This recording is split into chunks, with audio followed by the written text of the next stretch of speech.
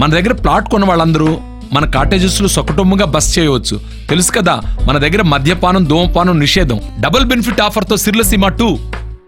Telangana phone tapping వ్యవహారంలో కీలక పరిణామాలు చోటు చేసుకుంటున్నాయి. ఈ కేసులో ఇంటెలిజెన్స్ మాజీ చీఫ్ ప్రభాకర్ రావును A1గా చేర్చారు పోలీసులు. A2గా ప్రణీత్ రావును చేర్చారు. మరోవైపు భుజంగరావు, తిరుపతన్నలకు నాంపల్లి కోర్టు 14 రోజుల రిమాండ్ విధించింది.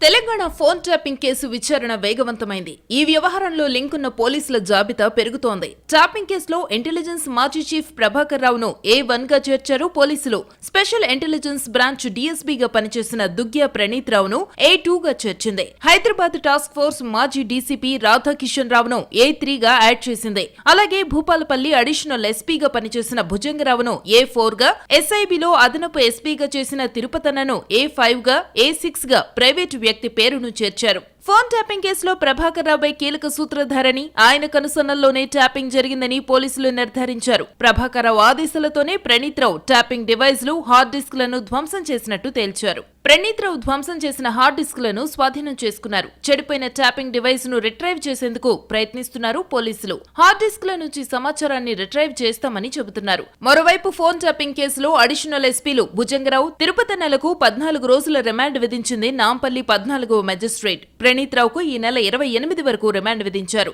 కొంపల్లి జడ్జి నివాసం నుంచి చెంచల్గూడ జైలుకు ముగ్గురిని తరలించారు పోలీసులు. 6 వరకు రిమాండ్ అయిందండి. A2 అండ్ A3కి మేము రిమాండ్ రిపోర్ట్ అపోజ్ చేసినాము. అయినా కూడా జడ్జి గారు మా వాదనలు చేయకుండా కన్ఫర్మ్ వాళ్ళ పీపీ వారికి కన్ఫర్మ్ చేసి రిమాండ్ 6-4కు పంపించాను. బికాస్ ఆఫ్ ఏంటంటే 409 IPC and section 70 of IT act 2 above 7 years offence ఉన్నాయి కాబట్టి రిమాండ్ బిలో 7 years అఫెన్స్ కాబట్టి రిమాండ్కి పంపించారు. 6-4 వరకు A1 పోలీస్ కస్టడీ ఎక్స్టెన్షన్ లేదు. ఇవాటి వరకు కంప్లీట్ అయిపోయింది. దాన్ని కూడా మేము ట్యూస్డే దాన్ని కూడా మేము బెయిల్ వేస్తాం. April 6 వరకు. ప్రణీత్ రావుతో పాటు అడిషనల్ ఎస్పీలు భుజంగరావు, తిరుపతన్న కూడా ఫోన్ ట్యాపింగ్ వ్యవహారంలో కీలకంగా వ్యవహరించారు. గత ప్రభుత్వంలో కొంతమంది వ్యక్తుల కోసం పనిచేసినట్టు గుర్తించారు. ఫోన్ ట్యాపింగ్ సమాచారాన్ని కొంతమందికి చేరవేసినట్టు దర్యాప్తులో తేలింది. సీఎం రేవంత్ రెడ్డి ఇంటికి సమీపంలోనే ఆఫీస్ ని ఏర్పాటు చేసుకుంది ప్రణీత్ రావు టీం. అక్కడి నుంచే రేవంత్ రెడ్డి, ఆయన సోదరులు, బంధువులు, మిత్రుల ఫోన్లను ట్యాప్ చేసినట్టు గుర్తించారు. రేవంత్ రెడ్డి ఇంటికి కిలోమీటర్ దూరంలోని కమర్షియల్ బిల్డింగ్ లో ఆఫీస్ ని ఏర్పాటు చేసుకున్నారు. 2 కిలోమీటర్ల రేడియస్ వరకు ఫోన్లు ట్యాప్ చేసేలా వ్యవస్థను ఏర్పాటు చేసుకుంది ప్రణీత్ రావు టీం. రాజకీయ నేతలు, వ్యాపారుల ఫోన్ నంబర్లను ప్రణీత్ రావుకు ఇచ్చిన ప్రభాకర్ రావు అప్పటి ప్రతిపక్ష నేత రేవంత్ రెడ్డిపై పూర్తి స్థాయిలో నిఘా పెట్టాలని ఆదేశించారు. రేవంత్ రెడ్డికి సంబంధించిన ప్రతి సమాచారాన్ని ప్రభాకర్ రావుకు చేరవేశాడు ప్రణీత్ రావు. రేవంత్ రెడ్డి ఎవరితో మాట్లాడుతున్నారు, ఎవరు ఫోన్ చేస్తున్నారు, రేవంత్ కేంద్రంగా కాంగ్రెస్ లో ఎలాంటి పరిణామాలు జరుగుతున్నాయన్న విషయాలపై ఎప్పటికప్పుడు నిఘా ఉంచారు.